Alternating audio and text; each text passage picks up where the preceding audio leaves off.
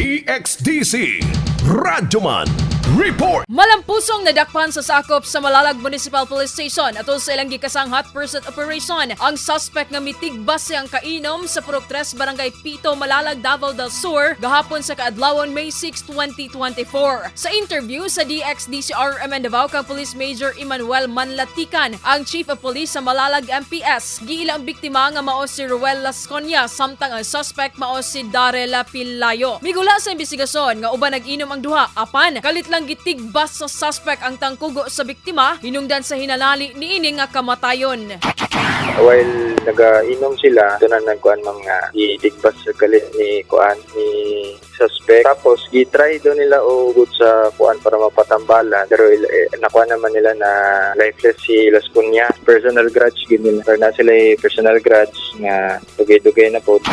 Wala na naghatag pa og detalye si Pelayo apan giangkon nga nabuhat niya ang krimen tungod sa iyang pagdumot ngadto sa biktima nga mausab ang padayon karon nga gipanubayan sa kapulisan. Kasama mo sa balita og serbisyo publiko, RadyoMaN Ivy Parido, tatak RadyoMaN.